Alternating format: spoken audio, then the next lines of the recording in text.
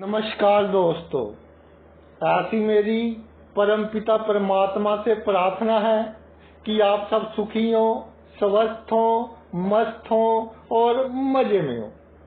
आज हम चर्चा करेंगे शुक्र के सीक्रेट्स के बारे में कि शुक्र ग्रह के क्या रहस्य हैं। देखिए, शुक्र हम कहते हैं कि धन का कारक है, लेकिन एक्चुअल में शुक्र धन के खर्च का कारक है। तो धन तभी खर्च होगा जब हमारे पास धन होगा। तो अगर कुंडली में शुक्र अधिक मजबूत होता है और थोड़ा अशुभ प्रभाव में होता है तो जातक ऋण वगैरह, लोन वगैरह अधिक लेता है। शुक्र अगर अकेला हो, केंद्र में, त्रिकोण में 1, 4, 7, 10 या 5, 9 और किसी ग्रह की दृष्टि ना हो, तो भाई ये उस भाव से संबंधित उतार चढ़ाव लेकर आता है। दिखावे के कारण या जातक की इच्छा होती है कि मुझे ये मिल जाए, मुझे वो मिल जाए, लेकिन उसकी इच्छा नहीं पूर्ण होती। जैसे मान लीजिए पहले भाव में है तो जातक चाहता है कि समाज में मेरी हैसियत बहुत हो, सभी लोग मेरी इज्जत करें, चाहे ऑपोजिट सेक्स के हैं या कोई भी है। इसी तरह चौथे भाव में जातक की इच्छाएं, बड़ी गाड़ी, बंगला तो पूरी नहीं होंगी। सप्तम भाव में अकेला हो तो भाई किसी ग्रह की दृष्टि भी ना हो तो गृहस्थ जीवन का सुख नहीं। दसम भाव में कैरियर ऐसा चुनेगा जो उसे पसंद नहीं है। पंचम भाव संतान से विचारों में मतभेद, अकेला हो और किसी ग्रह की दृष्टि ना हो, और पंचम भाव में हो तो तर्क वितर्क सभी से करेगा, नुक्ताचीनी सभी के कामों में। नवम भाव में अकेला हो, किसी ग्रह की दृष्टि ना हो तो भाग्य में उतार चढ़ाव, भाग्य में अचानक ही लाभ और भाग्य के कारण अचानक ही झटका, और झटका भी ऐसा कि एक बार तो जातक बिल्कुल कह सकते हैं कि अगर उसके पास 10 नौकर थे तो एक रह जाता है, कई बार एक भी नहीं रहता। यानी जो कंफर्ट थे वो बहुत कम हो जाते हैं। तो शुक्र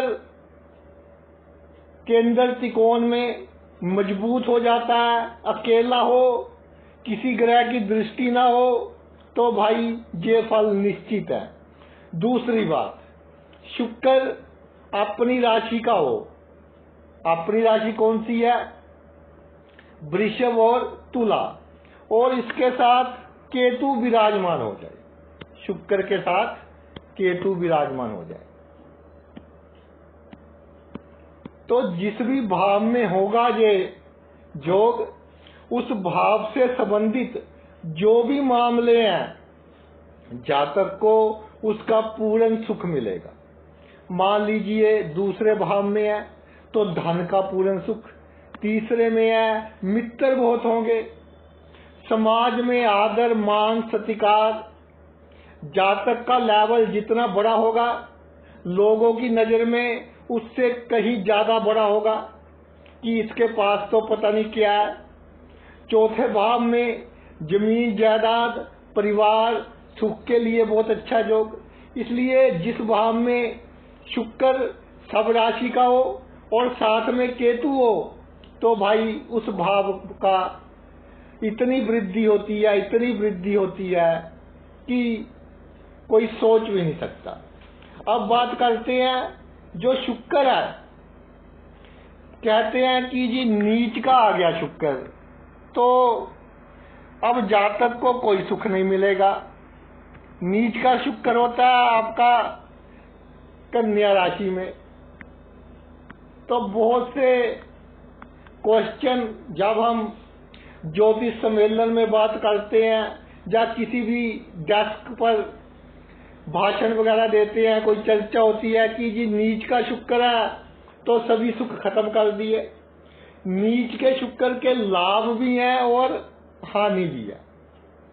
लाभ ये है, पहली बात तो ये गलत है कि अगर शुक्र नीच का है तो जातक सुंदर नहीं होगा।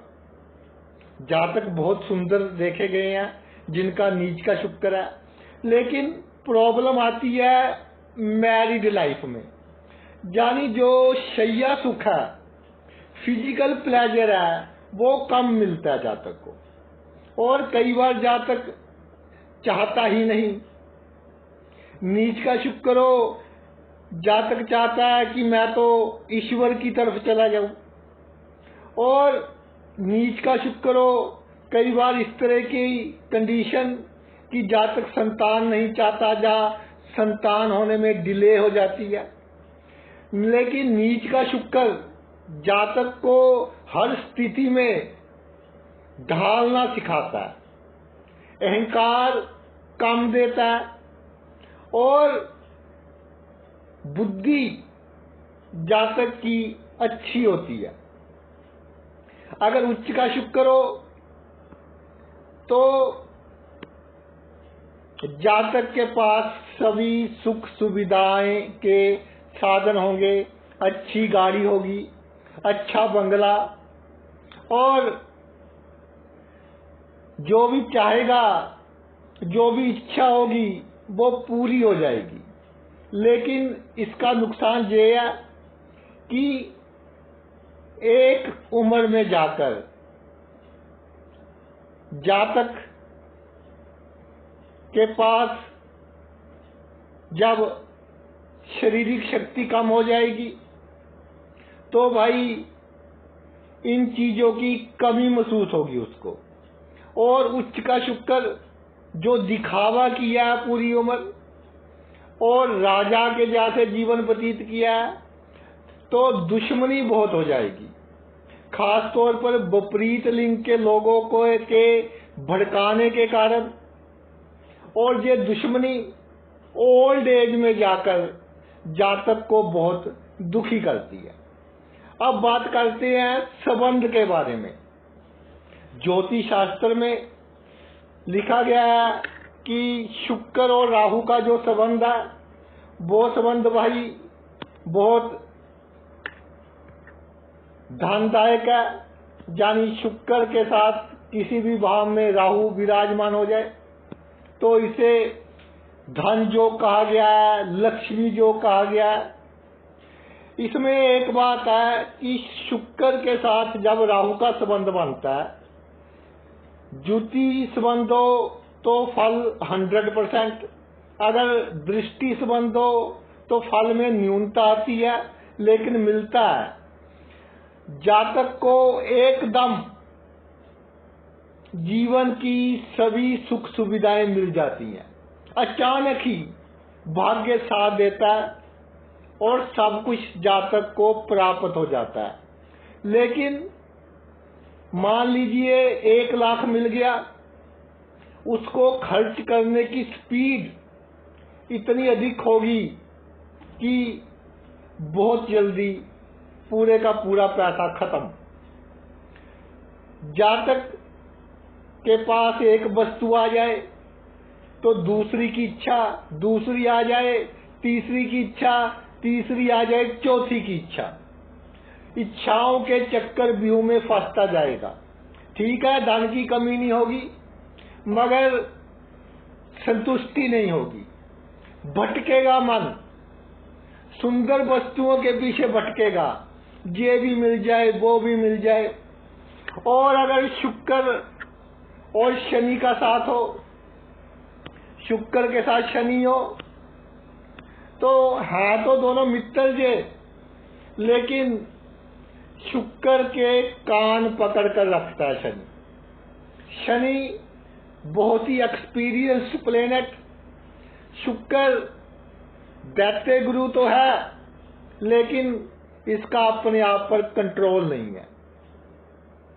तो जब अधिक लालसा, अधिक लस्ट, अधिक वासना, इस तरह के और मन भटकता है जातक का, तो एकदम कोई ना कोई बुरी घटना घट जाती है। यानी शनि ने रोकना होता है जातक को कि ये काम नहीं करना तूने। तो जातक थोड़ा परेशान रहता है, मगर परेशानी अच्छे के लिए, जातक की भलाई के लिए होती है। इसी तरह शुक्र के साथ अगर बुध का संबंध हो जाए तो जातक कहेगा कि ये वस्तु खरीद लेते हैं, अच्छी है, फिर सोचेगा कि महंगी है, इतना फायदा तो है नहीं। चलो अगले दिन फिर दिमाग में विचार आ गया कि चलो खरीद लेते हैं। इसी चक्रव्यूह में खरीदे ना खरीदे, कभी किसी से सलाह, कभी नेट पर सर्च में करेगा तो फ्रस्ट्रेट हो जाएगा, और फ्रस्ट्रेट होकर इस तरह की वस्तुएं खरीद लेगा जिसका कोई लाभ नहीं होगा। जो वस्तु आपने खरीदनी है अपनी बुद्धि से सोचिए और अच्छी है, आपको लिए लाभदायक है तो खरीदिए, नहीं तो मत खरीदिए। अधिक सोचने की आवश्यकता बिल्कुल नहीं है। अब बात करते हैं शुक्र और मंगल का अगर संबंध हो। शुक्र और मंगल का संबंध, तो ये संबंध ऐसा कहा गया कि ये कैरेक्टर के लिए अच्छा नहीं है, मगर ये सही नहीं पाया गया।